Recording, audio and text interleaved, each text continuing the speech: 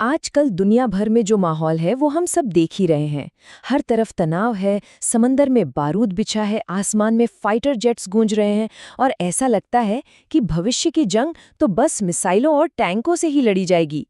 पर क्या सच में ऐसा है? देखिए, असली लड़ाई वो दुनिया की नज़रों से बहुत दूर, बंद दरवाजों के पीछे सीक्रेट लैब्स में लड़ी जा रही है।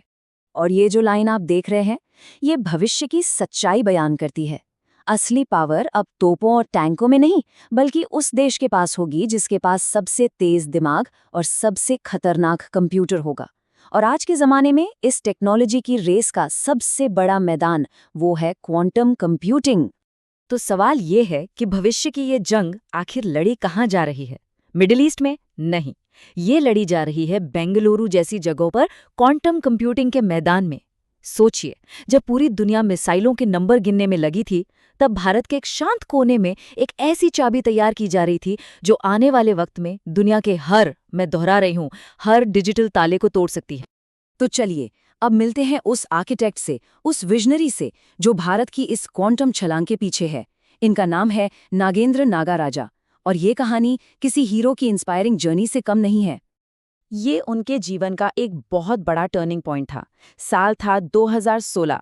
जरा सोचिए, एनवीडिया, दुनिया की सबसे बड़ी टेक कंपनियों में से एक, वहां एक हाई पेइंग शानदार नौकरी को उन्होंने छोड़ दिया। क्यों? क्योंकि उनके दिल में एक मिशन था, अपने देश भारत वापस आकर कुछ ऐसा बनाना जो इतिहास बदल दे। और उनका विजन एकदम क्रिस्टल क्लियर था। वो भारत को सिर्फ एक सॉफ्टवेयर सर्विस हब के तौर पर नहीं देखना चाहते थे। उनका सपना था भारत को एक डीप टेक पावर हाउस बनाने का। मतलब एक ऐसा देश जो भविष्य की टेक्नोलॉजी सिर्फ इस्तेमाल ना करे, बल्कि उसे बनाए, उसे ईजाद करे। और यही सोच इस पूरे मिशन की बुनियाद है। तो अब जरा समझते हैं कि नागेंद्र की कंपनी कूपाई एआई ने कितना बड़ा, कितना मुश्किल चैलेंज अपने हाथ में लिया। उन्होंने एक ऐसा ब्रह्मास्त्र बनाने का बीड़ा उठाया जो पूरी तरह से आत्मनिर्भर हो, सेल्फ रिलायंट। अब ये फुल स्टैक क्वांटम कंप्यूटर, ये है क्या चीज? देखिए, इसे ऐसे समझिए, ये एक पूरा का पूरा इकोसिस्टम है। एक ऐसा सिस्टम जहां कंप्यूटर का हर एक कंपोनेंट, चिप से लेकर हार्डवेयर, सॉफ्टवेयर और यहां तक कि उसे ठंडा रखने वाला मटेरियल भी, सब कुछ एक ही छत के नीचे एक ही कंपनी डिजाइन और तैयार करती है। और यही अप्रोच इसे इतना इतना रेवोल्यूशनरी बनाती है। इसे समझने का सबसे अच्छा तरीका है एक कार का एग्जाम्पल। सोचिए, ज्यादातर कंपनियां क्या करती हैं? कोई सिर्फ इंजन बनाती है तो कोई सिर्फ टायर, है ना?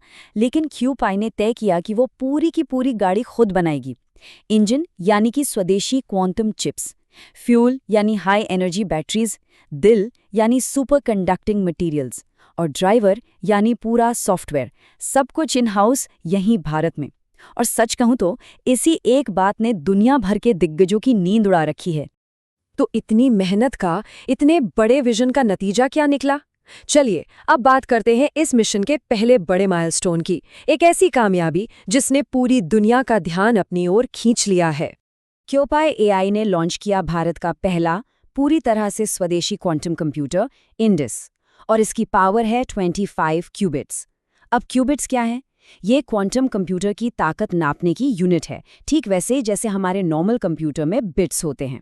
हाँ, हो सकता है ये सुनने में आए कि 25 क्यूबिट्स तो ज्यादा नहीं है। गूगल और आईबीएम तो इससे कई बड़े नंबरों की बात करते हैं। लेकिन असली खेल नंबरों का है ही नहीं। असली खेल वो कंट्रोल का है।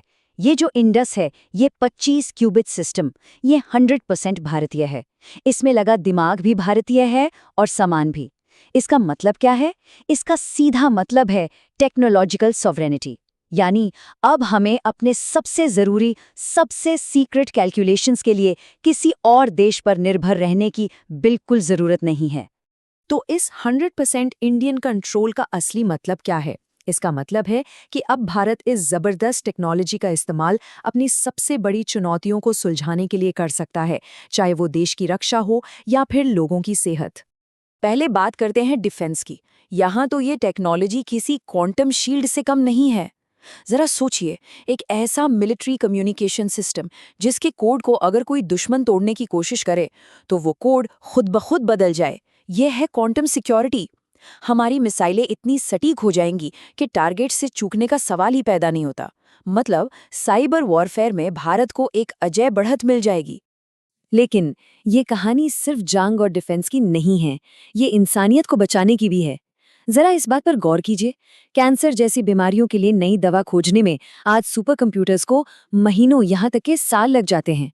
यही काम एक क्वांटम कंप्यूटर सिर्फ कुछ घंटों में कर सकता है। ये टेक्नोलॉजी जिंदगियां बचा सकती है और हमारे लिए एक बेहतर कल बना सकती है। पर रुकिए, इंडस तो बस शुरुआत है। जैसा कहते हैं ना, ये तो सिर्फ ट्रेलर है, पिक्चर अभी बाकी है।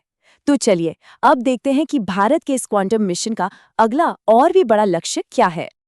असली धमाका तो होना है साल 2028 में, जब कंपनी अपना फ्लैगशिप कंप्यूटर एवरेस्ट लॉन्च करेगी और इसकी ताकत पूरे 1000 क्यूबिट्स होगी। ये वो मशीन होगी जो भारत को दुनिया के सबसे एलीट, सबसे पावरफुल टेक्नोलॉजिकल क्लब का मेंबर बना देगी।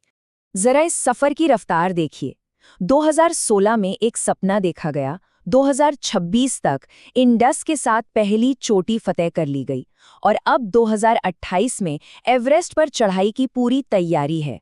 ये है भारत की क्वांटम स्पीड।